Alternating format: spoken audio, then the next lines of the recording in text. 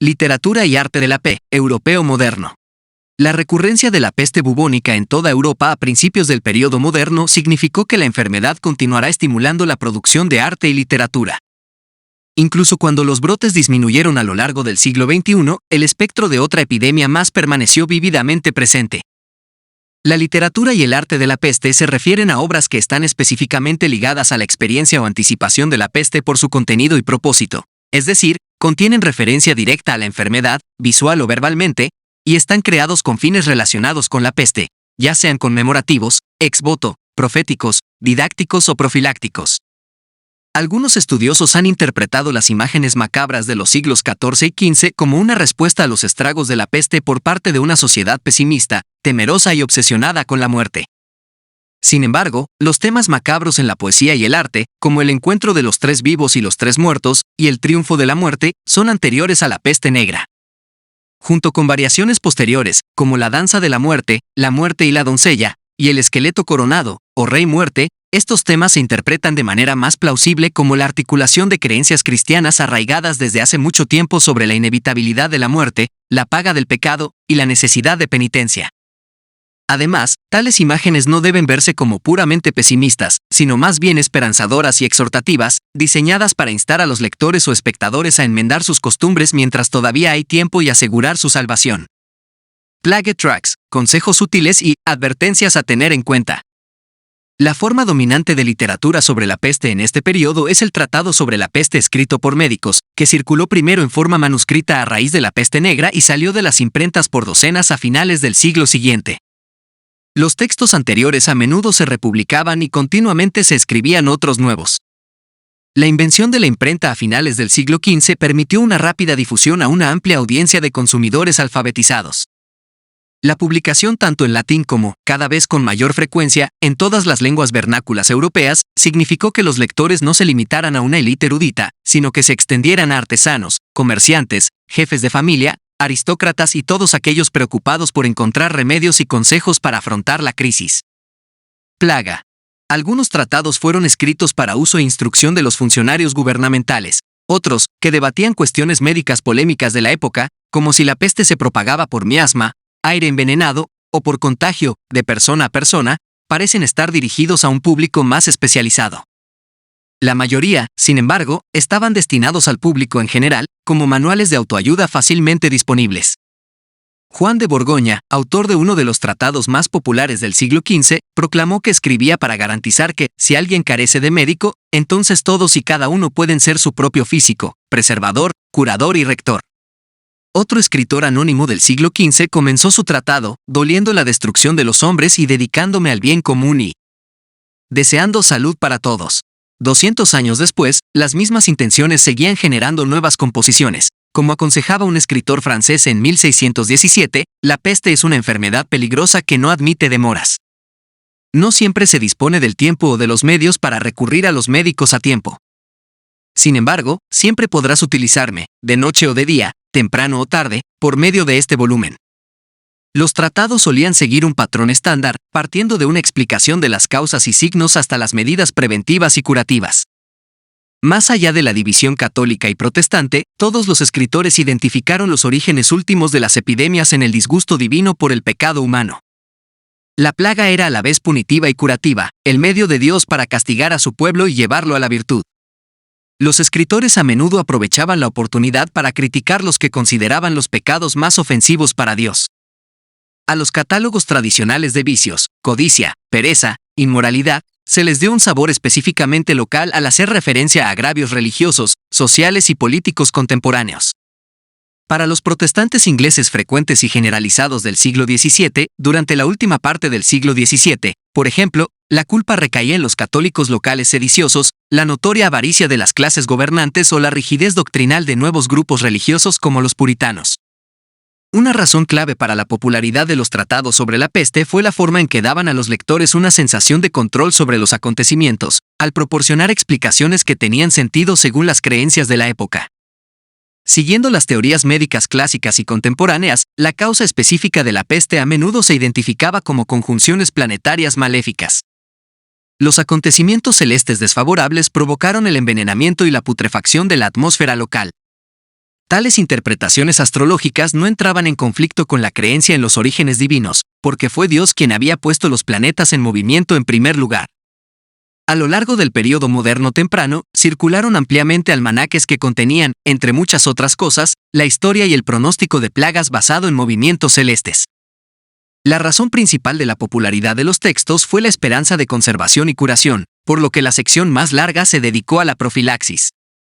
Los autores recomendaron un régimen de higiene y salud personal, basado en teorías humorales y destinado a mantener el correcto equilibrio humoral del cuerpo. La moderación en todo era la clave, una mente tranquila y alegre y una vida de sobriedad y moderación.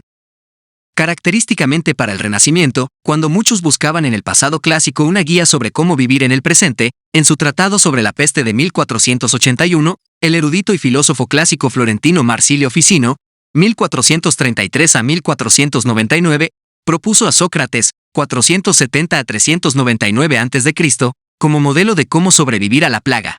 Un Sócrates, debería decirse, refundido a la imagen de Ficino, como un buscador de la verdad sobrio, casto, moderado y melancólico. Invariablemente se identificó la huida como la forma más eficaz de prevención, y se citó repetidamente la clásica etiqueta, huir rápido, quedarse mucho tiempo, volver tarde. También se dieron consejos a aquellos obligados por el deber o las circunstancias a residir en una zona afectada por la peste. Como el objetivo era combatir la corrupción pestilente del aire circundante, las precauciones incluían el aislamiento y el uso de aromáticos, incendios, fumigaciones y desinfectantes. Una sección final sobre el tratamiento y la curación de los ya afectados proporcionó recetas médicas y analizó diversas prácticas quirúrgicas, como la sangría y la punción de bubones. 200 años después, las mismas intenciones seguían generando nuevas composiciones. Como aconsejaba un escritor francés en 1617, la peste es una enfermedad peligrosa que no admite demoras. No siempre se dispone del tiempo o de los medios para recurrir a los médicos a tiempo. Sin embargo, siempre podrás utilizarme, de noche o de día, temprano o tarde, por medio de este volumen. Los tratados solían seguir un patrón estándar, partiendo de una explicación de las causas y signos hasta las medidas preventivas y curativas. Más allá de la división católica y protestante, todos los escritores identificaron los orígenes últimos de las epidemias en el disgusto divino por el pecado humano. La plaga era a la vez punitiva y curativa, el medio de Dios para castigar a su pueblo y llevarlo a la virtud. Los escritores a menudo aprovechaban la oportunidad para criticar los que consideraban los pecados más ofensivos para Dios. A los catálogos tradicionales de vicios, codicia, pereza, inmoralidad, se les dio un sabor específicamente local al hacer referencia a agravios religiosos, sociales y políticos contemporáneos. Para los protestantes ingleses frecuentes y generalizados del siglo XVII, durante la última parte del siglo XVII, por ejemplo, la culpa recaía en los católicos locales sediciosos, la notoria avaricia de las clases gobernantes o la rigidez doctrinal de nuevos grupos religiosos como los puritanos. Una razón clave para la popularidad de los tratados sobre la peste fue la forma en que daban a los lectores una sensación de control sobre los acontecimientos, al proporcionar explicaciones que tenían sentido según las creencias de la época. Siguiendo las teorías médicas clásicas y contemporáneas, la causa específica de la peste a menudo se identificaba como conjunciones planetarias maléficas. Los acontecimientos celestes desfavorables provocaron el envenenamiento y la putrefacción de la atmósfera local. Tales interpretaciones astrológicas no entraban en conflicto con la creencia en los orígenes divinos, porque fue Dios quien había puesto los planetas en movimiento en primer lugar. A lo largo del período moderno temprano, circularon ampliamente almanaques que contenían, entre muchas otras cosas, la historia y el pronóstico de plagas basado en movimientos celestes. La razón principal de la popularidad de los textos fue la esperanza de conservación y curación, por lo que la sección más larga se dedicó a la profilaxis. Los autores recomendaron un régimen de higiene y salud personal, basado en teorías humorales y destinado a mantener el correcto equilibrio humoral del cuerpo.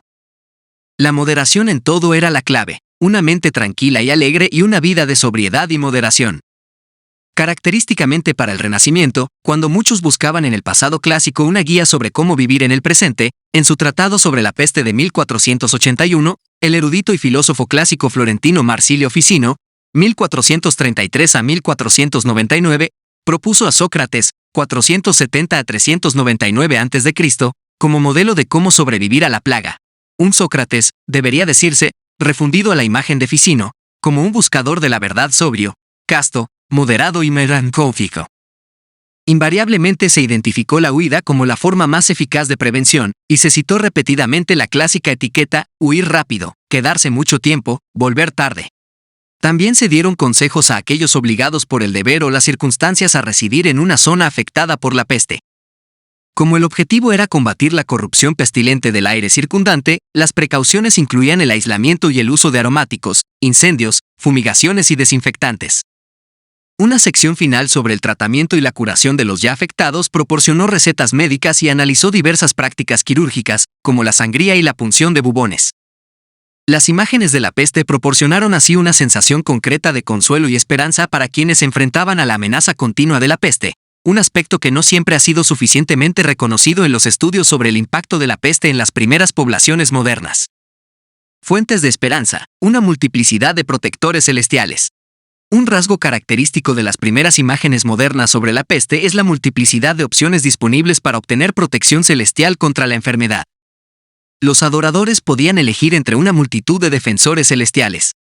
Los santos patrones locales eran a menudo la primera línea de defensa sobrenatural para muchas comunidades, porque estaban unidos a su ciudad por lazos especiales de afecto e interés y se podía confiar en ellos para defender su causa con todo el vigor y pasión de un ciudadano en un caso urgente. Embajada a un dignatario extranjero. Santos serviciales como Cristóbal protegieron contra la muerte súbita, un temor particularmente relevante para las víctimas de la peste, mientras que a otros, como Sebastián y Roche, se les atribuyó experiencia especializada en la peste. A menudo, la solución más popular era pedir a toda una falange de santos junto con la Virgen María, Reina del Cielo y poderoso agente de misericordia ante su divino Hijo, quien, según se cree ampliamente, nunca podría rechazar una petición materna. Donde un santo era poderoso, muchos reunidos eran virtualmente irresistibles. Esta convicción esencialmente confiada y optimista sobre múltiples medios para acceder a la protección sobrenatural fue fundamental para la capacidad de los hombres y mujeres de los primeros tiempos modernos para hacer frente a la presencia continua de la peste entre ellos. Destrucción y liberación, cambiando la mente de Dios. Las imágenes de la peste generalmente visualizaban el inicio de la enfermedad como flechas mortales disparadas desde el cielo.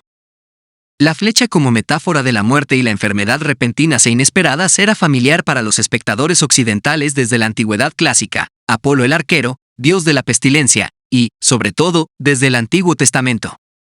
Muchas de las primeras imágenes modernas muestran a una deidad enfurecida, Dios el Padre o Cristo el Hijo, en las nubes lanzando perversas flechas con púas y lanzas afiladas sobre la humanidad pecadora.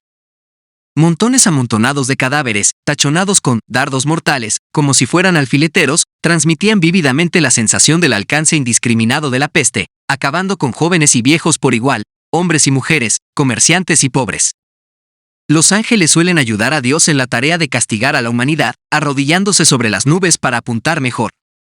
A veces, las flechas de la plaga son lanzadas por demonios sonrientes, subcontratistas celestiales, por así decirlo, en la tarea de castigar a los pecadores. En el siglo XVII, las flechas desaparecen, pero los montones de muertos y moribundos permanecen, a menudo dotados de una intensidad especial gracias a motivos artísticos comúnmente reciclados, como el niño que mama en vano del pecho de una madre muerta. Al igual que las narrativas de la peste, estas evocaciones descriptivas de los muertos y moribundos son menos reportajes directos que composiciones artísticas configuradas para lograr el máximo afecto emocional. Sin embargo, a pesar de la matanza, el mensaje de estas imágenes de la plaga no es universalmente sombrío. No importa cuán enojado pueda estar Dios, si se le aborda de la manera correcta, se le puede persuadir a cambiar de opinión. Como amigos de Dios, especiales, los santos podían discutir con la enfurecida deidad e incluso luchar con ella, como declaró con entusiasmo un predicador italiano del siglo XIII, en nombre de sus adoradores. La Virgen puede inducir a su Hijo a la clemencia o intervenir directamente protegiendo a los fieles bajo su manto protector, contra el cual las flechas de la peste buscarían sus objetivos en vano. Y el mismo Cristo defendería la causa de la humanidad, mostrando demostrativamente sus heridas para desviar la justa ira de su Padre. Las imágenes de la plaga visualizan brillantemente esta capacidad de cambiar la opinión de Dios combinando elementos amenazadores y misericordiosos en una sola composición. Es posible que se hubieran lanzado las flechas de la plaga, pero se podría detener su vuelo. Por ejemplo, en un panel de finales del siglo XV del pintor toscano Bartolomeo de la Gata, 1448 a 1502, Cristo y sus ángeles envían flechas desde el cielo para devastar la ciudad de Arezzo. Pero no todo está perdido. El Santo Roque de la Peste se arrodilla para defender la causa de la ciudad, y Cristo, convencido, cambia de opinión y envía otros ángeles para recoger las flechas que caen y romperlas en pleno vuelo.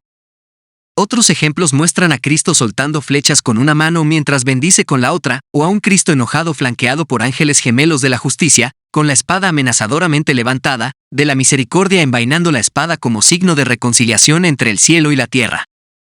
Un estandarte de lona de principios del siglo XVI pagado por los funcionarios del gobierno de la ciudad italiana de Perugia y diseñado para ser llevado a la cabeza de las procesiones penitenciales durante las epidemias, representa la ciudad en las garras de la peste, con su población arrodillada en oración ante el cielo reunido.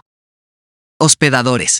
Cristo sostiene flechas de la plaga que apuntan hacia abajo y levanta en alto la espada de la justicia, lista para herir, pero, en el último momento, la Virgen María se inclina hacia adelante y agarra el brazo de su espada para evitar el golpe hacia abajo.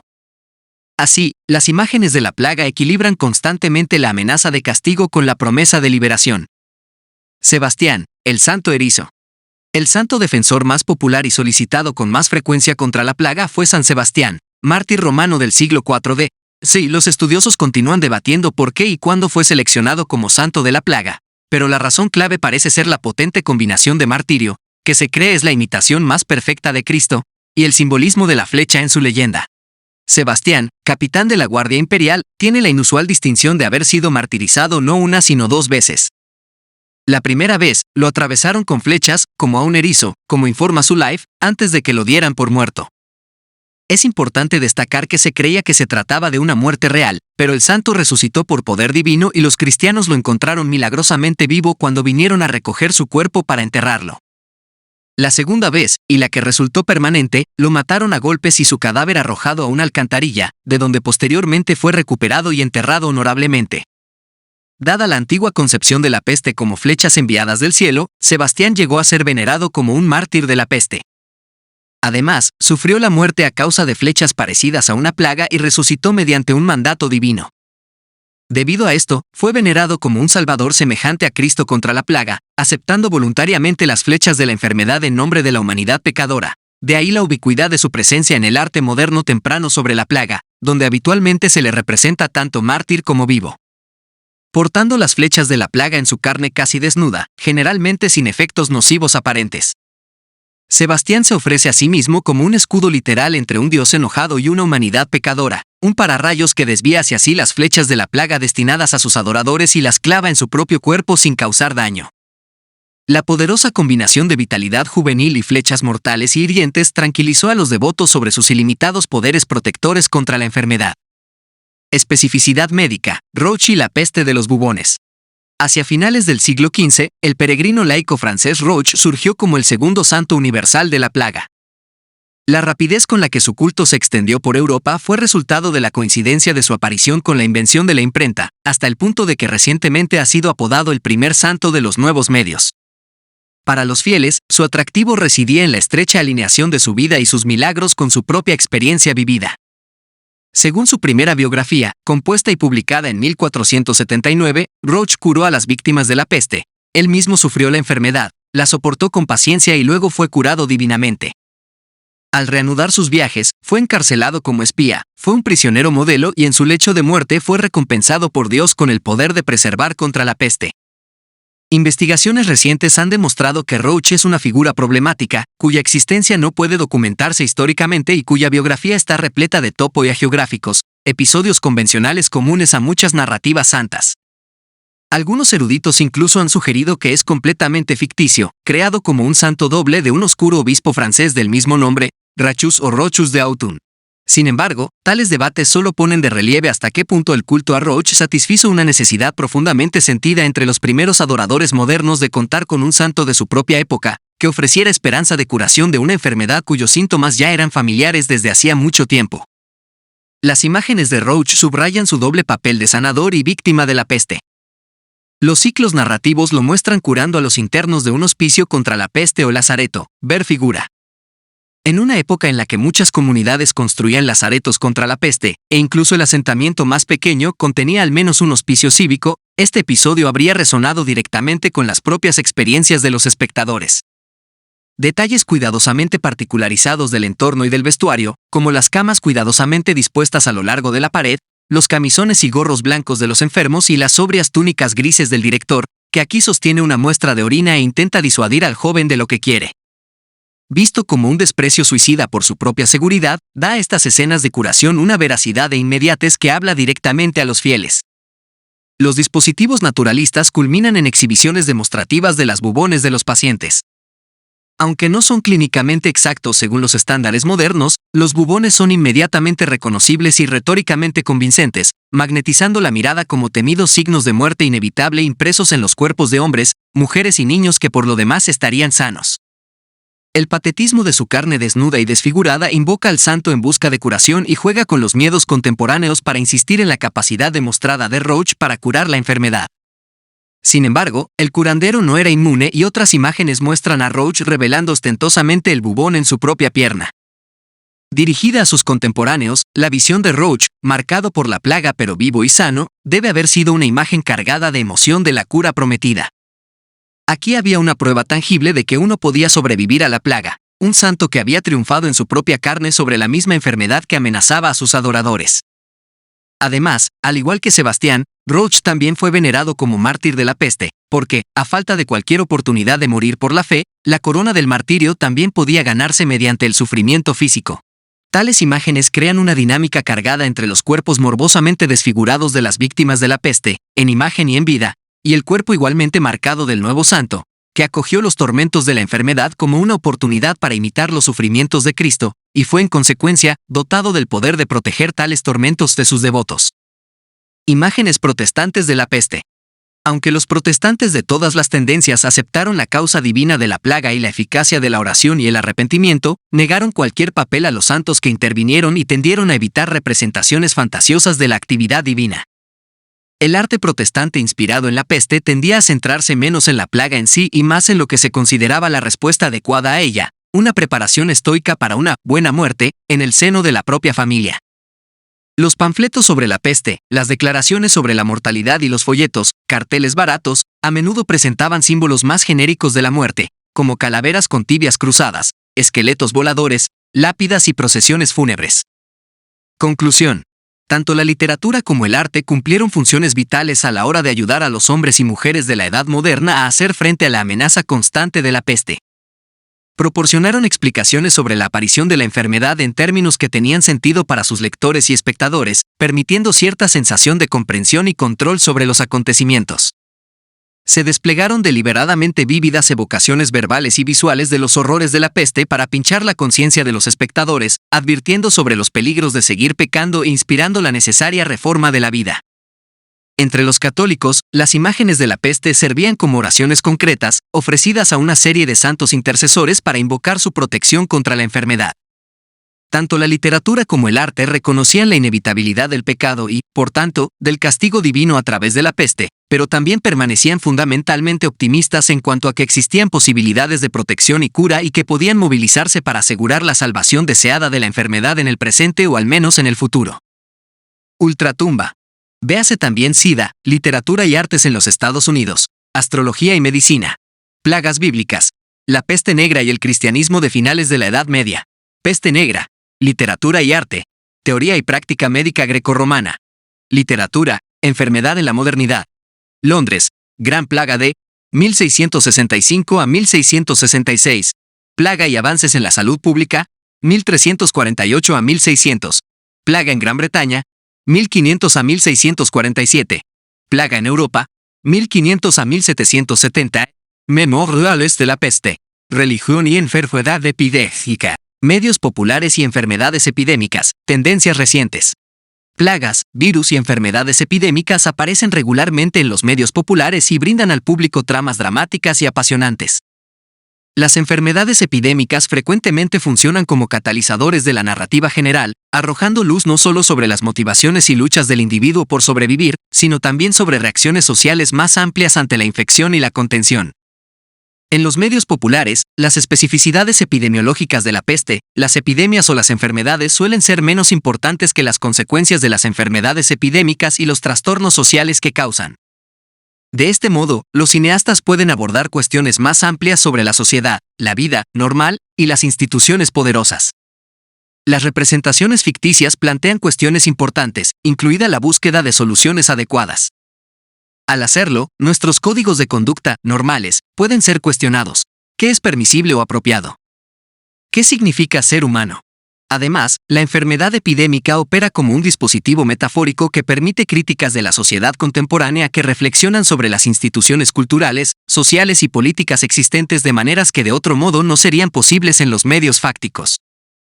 Los orígenes de las enfermedades y las medidas para contener tales brotes revelan con frecuencia una visión profundamente pesimista de las instituciones científicas, médicas, políticas, las divisiones sociales y la voluntad individual de supervivencia. Por el contrario, en la televisión de ficción popular, particularmente en las telenovelas, el foco se centra en la experiencia individual de la enfermedad. Por lo tanto, el diagnóstico médico puede facilitar la discusión de temas que normalmente serían tabú y transgresores en los medios de entretenimiento. Carrera por la vacuna.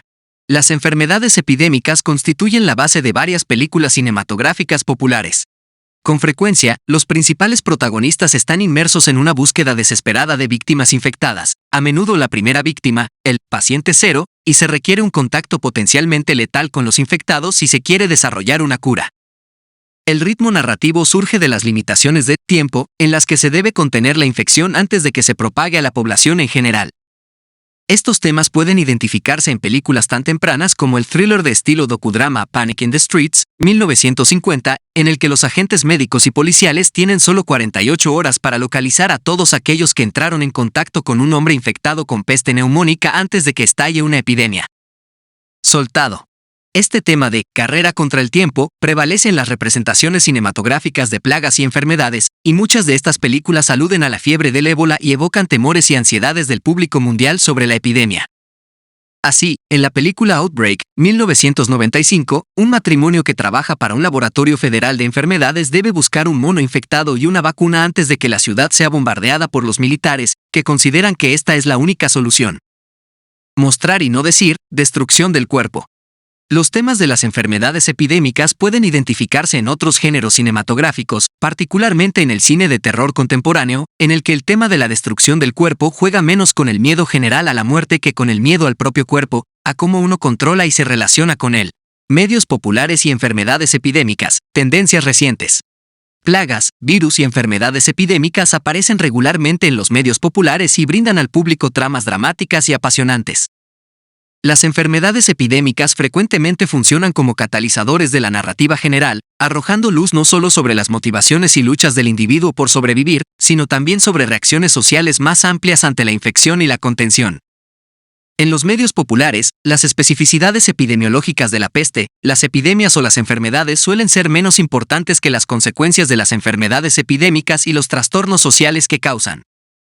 De este modo, los cineastas pueden abordar cuestiones más amplias sobre la sociedad, la vida normal y las instituciones poderosas. Las representaciones ficticias plantean cuestiones importantes, incluida la búsqueda de soluciones adecuadas. Al hacerlo, nuestros códigos de conducta normales pueden ser cuestionados. ¿Qué es permisible o apropiado? ¿Qué significa ser humano? Además, la enfermedad epidémica opera como un dispositivo metafórico que permite críticas de la sociedad contemporánea que reflexionan sobre las instituciones culturales, sociales y políticas existentes de maneras que de otro modo no serían posibles en los medios fácticos. Los orígenes de las enfermedades y las medidas para contener tales brotes revelan con frecuencia una visión profundamente pesimista de las instituciones científicas, médicas, políticas, las divisiones sociales y la voluntad individual de supervivencia. Por el contrario, en la televisión de ficción popular, particularmente en las telenovelas, el foco se centra en la experiencia individual de la enfermedad. Por lo tanto, el diagnóstico médico puede facilitar la discusión de temas que normalmente serían tabú y transgresores en los medios de entretenimiento. Carrera por la vacuna. Las enfermedades epidémicas constituyen la base de varias películas cinematográficas populares. Con frecuencia, los principales protagonistas están inmersos en una búsqueda desesperada de víctimas infectadas, a menudo la primera víctima, el paciente cero, y se requiere un contacto potencialmente letal con los infectados si se quiere desarrollar una cura. El ritmo narrativo surge de las limitaciones de tiempo en las que se debe contener la infección antes de que se propague a la población en general. Estos temas pueden identificarse en películas tan tempranas como el thriller de estilo docudrama Panic in the Streets, 1950, en el que los agentes médicos y policiales tienen solo 48 horas para localizar a todos aquellos que entraron en contacto con un hombre infectado con peste neumónica antes de que estalle una epidemia. Soltado. Este tema de carrera contra el tiempo prevalece en las representaciones cinematográficas de plagas y enfermedades, y muchas de estas películas aluden a la fiebre del ébola y evocan temores y ansiedades del público mundial sobre la epidemia. Así, en la película Outbreak, 1995, un matrimonio que trabaja para un laboratorio federal de enfermedades debe buscar un mono infectado y una vacuna antes de que la ciudad sea bombardeada por los militares, que consideran que esta es la única solución. Mostrar y no decir, destrucción del cuerpo. Los temas de las enfermedades epidémicas pueden identificarse en otros géneros cinematográficos, particularmente en el cine de terror contemporáneo, en el que el tema de la destrucción del cuerpo juega menos con el miedo general a la muerte que con el miedo al propio cuerpo, a cómo uno controla y se relaciona con él. Mostrar más que contar está directamente relacionado con la destrucción del cuerpo. Las películas de la trilogía cinematográfica de George Romero, La Noche de los Muertos Vivientes, 1968, El Amanecer de los Muertos, 1978, y El Día de los Muertos, 1985, son clásicos de terror de culto que tratan sobre una infección desconocida que convierte a las personas en zombies. Punto. Estas películas son muy apreciadas por sus referencias visuales explícitas y sangrientas al horror corporal, mezclado con humor negro y sátira social. Otras como la película de terror y ciencia ficción 28 días después. 2002, y la secuela 28 semanas después, 2007, se basan en la mezcla de sangre y comentarios sociales de Romero que ofrecen una visión de pesadilla de una sociedad postapocalíptica causada por la liberación de chimpancés enfermos infectados con un virus, Rage, de un laboratorio por parte de terroristas ambientales. A medida que la mayor parte de la población se infecta, los supervivientes deben evadir no solo a los infectados, sino también los esfuerzos militares, frecuentemente draconianos, para contener la epidemia. La secuela, 28 semanas después, trata sobre la repoblación de áreas urbanas y muestra a Inglaterra bajo la vigilancia de las fuerzas de la OTAN lideradas por Estados Unidos. Estas películas plantean cuestiones pesimistas sobre la naturaleza humana, a medida que el orden social se desmorona provocando un aumento de la anarquía, la violencia sexual y el saqueo, jugando así con nuestros miedos sobre la naturaleza humana en crisis. Falta de confianza en el ejército y la ciencia. La peste y la enfermedad se utilizan comúnmente como metáforas para abordar cuestiones políticas y de guerra, incluidas las desapariciones políticas en Argentina, como en La Peste, 1993. A veces se desconocen los orígenes de la peste, pero varias películas populares tratan sobre infecciones creadas por humanos. En The Crisis, 1973, un arma biológica se transfiere accidentalmente al agua potable de un pequeño pueblo. La tensión dramática surge del conflicto entre los sobrevivientes y los militares, y la posterior ruptura del orden social revela a los científicos, el personal militar y los supervivientes como incapaces de cooperar. Las repercusiones negativas de la guerra biológica forman la base de Omega Man, 1971, en la que un científico militar sobrevive y debe evadir a los zombies carnívoros y encontrar una cura. El uso de virus en bioterrorismo aparece en 12 Monkeys, 1995, con un virus letal liberado deliberadamente que acaba con la mayor parte de la población y obliga a los supervivientes a vivir bajo tierra. En Soy Leyenda, 2008, un virus creado por humanos diseñado para curar el cáncer da como resultado la transmisión de una enfermedad infecciosa que convierte a los receptores en mutantes. El tema del miedo a los avances tecnológicos se explota de manera similar en The Andromeda Strain, 1971, en la que un equipo de científicos lucha por contener un virus molecular extraterrestre. Esta película está basada en la novela del médico Michael Crichton y ha sido elogiada por su atención al detalle científico. El cuerpo del SIDA y la infección por VIH. A principios de la década de 1990, surgieron varias películas centradas en la epidemia del VIH y el SIDA. Algunos, como Longtime Companion, 1990, y Philadelphia, 1993, abordan la discriminación, el estigma y los prejuicios que experimentan los afectados. Tales representaciones de personas que viven con SIDA apuntaban a resaltar las dimensiones humanas del problema y buscaban contrarrestar la información muy negativa que se podía identificar en los medios de comunicación en los que los hombres homosexuales y los consumidores de drogas inyectables eran posicionados como víctimas merecedoras. La representación del SIDA atraviesa un territorio difícil, ya que se transmite sexualmente y los medios populares lucharon por representar las relaciones homosexuales con detalle. Los mensajes más abiertamente políticos de And the Band Played On, 1993, reflexionan sobre los primeros 5 años del SIDA en Estados Unidos. El clima político conservador es responsable de la tardía reacción a la epidemia y de la renuencia a destinar recursos a la investigación médica. Contando en la televisión popular. Las populares miniseries de televisión han tratado las enfermedades epidémicas en términos de conspiración y corrupción. Por ejemplo, en Virus, 1995, un médico intenta descubrir por qué una cepa de ébola se está propagando entre la población urbana de Estados Unidos y, al hacerlo, descubre corrupción y conspiración dentro de la profesión médica y los altos administradores de hospitales. Las series televisivas ofrecen importantes oportunidades para un debate a largo plazo sobre cuestiones de salud a través de personajes con los que el público puede identificarse. El drama médico NBC presentó a la doctora Jenny Bulle, quien contrae el VIH de su marido sexualmente promiscuo. El riesgo heterosexual se destacó de manera similar en las telenovelas The Young and the Restless, All My Children y Another World, todas las cuales presentaban mujeres con VIH/SIDA. En la telenovela británica EastEnders, BBC 1, Mark Fowler se vio obligado a desafiar sus propios prejuicios contra los homosexuales y los usuarios de drogas intravenosas cuando contrajo el VIH de forma heterosexual. Estas historias socialmente realistas representan un compromiso importante con el realismo social y fueron desarrolladas para contrarrestar las ideas erróneas del público sobre la enfermedad como una plaga de homosexuales. Precisión, sensacionalismo e impacto en las audiencias. La representación de las enfermedades infecciosas en el cine y la televisión populares es frecuentemente criticada por miembros de la profesión médica y científica por perpetuar imprecisiones científicas y por jugar con las ansiedades del público que pueden alimentar el pánico en caso de un brote real de una enfermedad epidémica. Sin embargo, las representaciones populares de las epidemias en los medios populares no pueden evaluarse basándose en su precisión y sesgo. El público no percibe estas representaciones de la misma manera que los informes fácticos en las noticias y los documentales. Como se señaló anteriormente, estas historias de ficción nos permiten abordar otros problemas profundamente arraigados en la sociedad. Esto no quiere decir que tales representaciones no tengan impacto en la comprensión pública.